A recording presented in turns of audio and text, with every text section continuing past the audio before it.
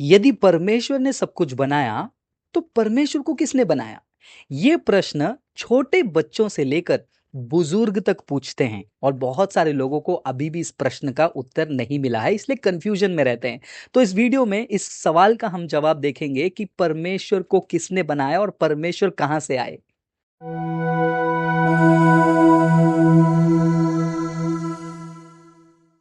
इस प्रश्न का मैं सरल उत्तर भी दूंगा और स्पष्टीकरण भी दूंगा। सरल उत्तर यह है, परमेश्वर को, भगवान को किसी ने नहीं बनाया। स्पष्टीकरण में जाने से पहले हमें यह समझना जरूरी है कि जब भी हम ये प्रश्न पूछते हैं, परमेश्वर को, भगवान को किसने बनाया, तो कई बार हम लॉजिकल गलती कर बैठते हैं। हम इस सृष्टि के भाग हैं, we are part of the creation. और इस सृष्टि में हम जो भी चीजें देखते हैं वो सभी एक समय पर उत्पन्न हुआ है।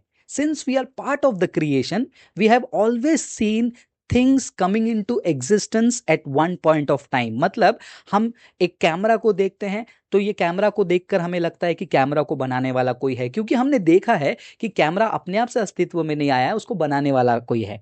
माइक है तो उसको बनाने वाला कोई है, बिल्डिंग है उसको बनाने वाला कोई है। मतलब जो चीजें अस्तित्व में आती हैं, सृष्टि की जाती हैं, उनको सृजने वाला, उनको बनाने वाला कोई होता है।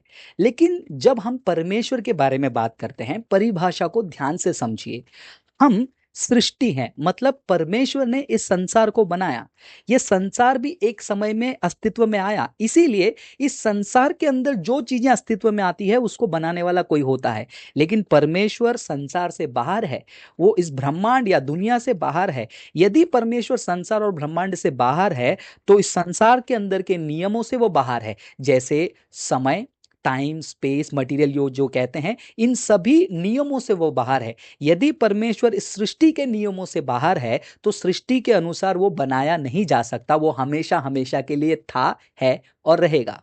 और इस सवाल को थोड़ा और दबाकर कोई पूछता है कि नहीं नहीं वो सब चीज छोड़ दो, अब सब को कोई ना कोई बनाता है तो परमेश्वर को भी किसी ने बनाया होगा ना। मान लेते हैं कि उस सवाल का भी जवाब दे दिया जाए कि चलो परमेश्वर को इसने बनाया, तो क्या आप अगला सवाल ये नहीं पूछेंगे कि तो उसको किसने बनाया, उसको किसने बनाया? आप ऐसे पूछते ही जाएंगे, मतलब ये तर्क समाप्त ही नहीं होगा। लेकिन फिलोसफिकली एक ऐसे स्थान पर हमें आना पड़ेगा और मानना पड़ेगा कि हाँ, ये जो एंटिटी है वो अनक्रिएटेड है, मतलब उसको किसी ने बनाया नहीं, वो अपने आप में स्वयं संपन्न है, वो सेल्फ एग्जिस्टिंग है। और वो सेल्फ एग्जिस्टिंग होने के कारण ही उसको गॉड कहा गया है। अगर परमेश्वर को किसी ने बना दिया तो वो परमेश्वर नहीं है। उसको परमेश्वर इसीलिए कहा जाता है क्योंकि वो सबको बनाता है, वो सृष्टि करता है। आशा करता हूं ये सवाल का जवाब आपको मिल गया है। आपको क्या समझ में आया वो कमेंट में जरूर शेयर करना। और बाइबल साफ साफ कहती है, उत्पत्ति पहला अध्याय में पहले वचन में अगर आप पढ़ते हैं तो वहां पर पता चलता है कि परमेश्वर ने संसार की सृष्टि की।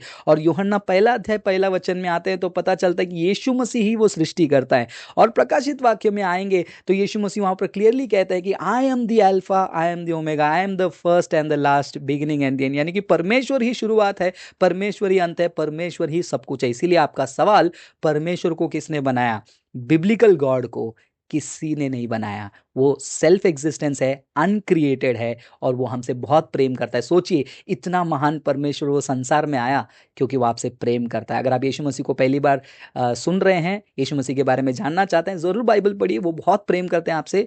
यीशु मसीह आपके लिए क्रूस पर मरे, जान दिए ताकि आप अपने पाप से आज़ादी पा सकें। और वो दोबारा जी उठे और आपको लेने के लिए फिर से लेने आने वाले हैं। तो इसलिए प्रार्थना करिए और यीशु को अपने जीवन में स्वीकार करिए। इस वीडियो को जितना हो सके अपने दोस्तों के साथ शेयर करें। हो सकता है कि उनके दिमाग में भी ये प्रश्न है कि परमेश्वर को किसने बनाया। अगर आपको ये वीडियो में जवाब मिला तो जरूर शेयर करें, उनको भी मदद मिलेगी। कमेंट करें, लाइक करें और सब्सक्राइब करें। God bless you.